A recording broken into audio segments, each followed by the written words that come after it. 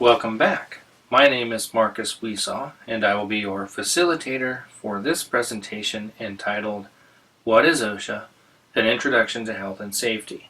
If you have any questions regarding this material, feel at liberty to contact me using the information provided on the screen. I know that many of you probably understand already about how OSHA has the authority to conduct workplace inspections at reasonable times. Most of you are aware of this fact because this is what OSHA is most notorious for. For those of you who find this to be new information, OSHA maintains a staff of compliance officers that conduct regular inspections without advance notice. We have also discussed how OSHA handles employee complaints, and when these are received, it is standard protocol for OSHA to send out a compliance officer to the workplace to investigate the complaint.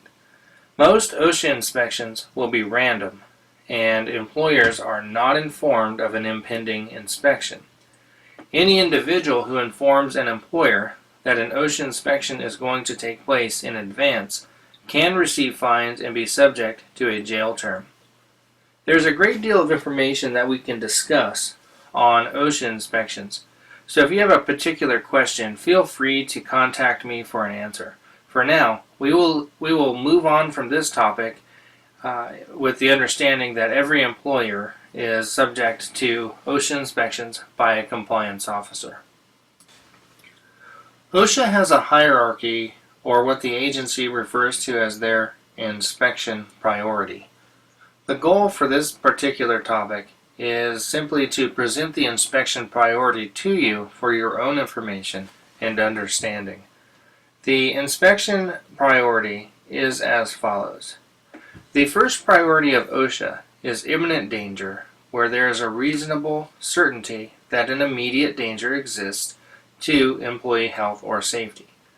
The second priority of OSHA is to investigate a fatality or catastrophe reported to OSHA as soon as possible. The third priority of OSHA is to investigate employee complaints or referrals from either an employee or other concerned individual regarding a safety or health hazard within a particular workplace. The fourth priority of OSHA is to conduct programmed inspections that cover industries and employers with high injury and illness rates, specific hazards, or other exposures. I do want to make an important note here regarding OSHA's inspection priorities. Even though employee complaints and referrals are third on this priority list, employee complaints and referrals to OSHA are usually handled very promptly. For example, it is not uncommon for OSHA to receive an employee complaint or referral from a concerned individual only to be on that employer's work location within 1 to 3 days of receiving the complaint. I understand that sometimes it does take longer to respond to complaints and referrals, but in general, OSHA is going to respond very quickly. Next, I would like to discuss with you OSHA citations and penalties. There are 4 primary violation types with associated penalties. On your screen, you can follow along as I describe each violation and penalty. Willful violations are described as those violations that the employer intentionally and knowingly committed or violated with committed indifference to the law. The minimum penalty for a willful violation is $5,000 with a maximum penalty of $70,000. Serious violations are described as a violation where there is substantial probability that death or serious physical harm could result, and that the employer knew or should have known of the hazard. Serious violations have a mandatory penalty of up to $7,000. Other than serious violations are violations that have a direct relationship to safety and health, but probably would not cause death or serious physical harm. OSHA may propose a penalty of up to $7,000 for these types of violations. A repeat violation is a violation that is the same or similar to a previous violation issued to the employer from a prior inspection. OSHA may propose penalties of up to $70,000 for each repeated violation, making this particular violation one that is quite feared for most employers who have experienced an OSHA inspection in the past. There are two additional types of citations not listed on your screen, but I will go ahead and discuss them anyway. A failure to abate prior violation is a follow-up citation whereby OSHA can bring about a civil penalty of up to $7,000 for each day a violation continues beyond the prescribed abatement date. A de minimis violation is a violation of standards that have no direct or immediate relationship to safety or health. Whenever de minimis conditions are found during an OSHA inspection, they are documented in the same way as any other violation, but are not included on the citation. Similar to many of our other discussions regarding OSHA, there is additional subject matter on penalties and citations that OSHA can enforce, including criminal consequences and fines. However, because this is an introduction to OSHA, we will again leave this discussion on citations and penalties here, although I do want to encourage you to ask questions if you have them. Okay, it's time to get our gears grinding again. I have two questions for your review. Think of an example of why OSHA would conduct an inspection at your workplace and why. How many types of OSHA violations do you think of? I want each of you to understand that there are resources both in the internal workplace and external to your workplace. If you need help, seek it out and you will find it. I'm going to spend a few minutes with you as we work on concluding this series about OSHA. Employees can get help from OSHA and from their employer. Let's discuss what the options are.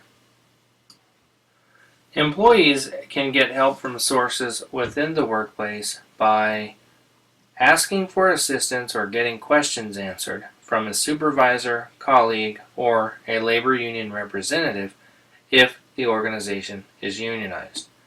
Referencing safety data sheets available within the work location that pertain to the chemicals used in the workplace. Reading labels and warning signs where they are posted or present within the workplace. Referencing employee orientation manuals, training materials, and employer safe work practices. Getting work tasks and procedures instruction, which is sometimes included in on-the-job training. Many employees do not realize how many resources employers have available to them. However, if you never seek out this information, much can be overlooked and lost as a result. Besides the employer, there are many resources available to you outside your workplace. You can visit OSHA's website, which is presented on the screen. You can also call the OSHA consultation office nearest to your location for assistance. The National Institute for Occupational Safety and Health, or NIOSH, provides great references and resources for review, many of which are free. OSHA also has Training Institute Education Centers, or what we like to call OTIs, all over the country. And although they primarily provide educational services, such as training courses, OTIs frequently have a great deal of resources available to the public at little or no cost. It's at least worth looking into. Be sure to reference handout number 10 for information on how to navigate the OSHA website, which can be found at www.osha.gov. Other resources are professional licensed healthcare providers or practitioners, public libraries, and other community-based resources. And don't forget about your facilitator, who can provide answers to your questions, additional resources, etc. The website for MW Consulting is listed on the screen, and once you reach the home page, look for the Resources tab where you can find a great deal of materials to help you out. Filing an OSHA complaint, again, should be a consideration after other efforts have been exhausted without abating definitive health and safety hazard or hazards. Handout number 11 provides information on how to identify common safety and health problems within the workplace. I do encourage you to review the handout to become more aware of workplace hazards. The following are questions for consideration about health and safety problems commonly present in the workplace.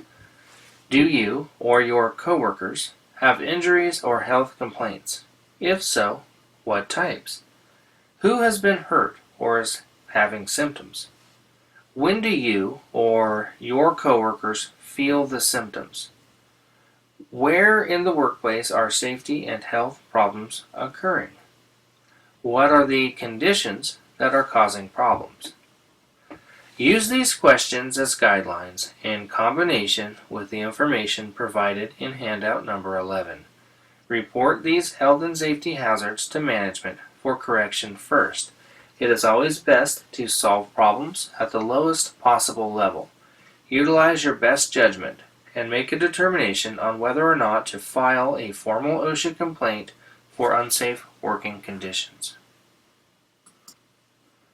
If you need to file an OSHA complaint in the future, you may do so by filing the form online or completing it and faxing it or mailing it into the nearest OSHA office. Filing the complaint form online is probably the most efficient manner in which to file the complaint, but utilize the best way to file for you.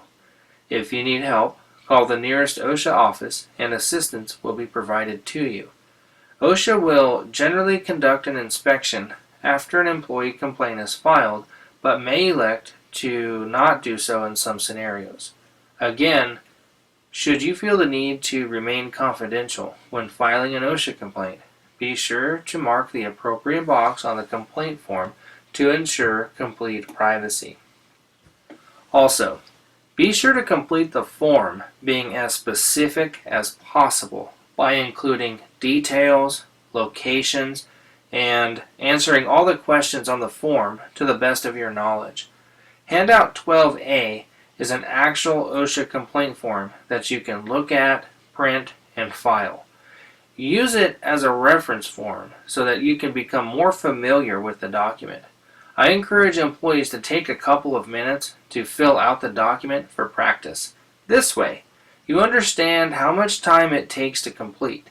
Please do not fill out a practice OSHA complaint form online, as I'm confident OSHA would not find this to be appropriate training or comical.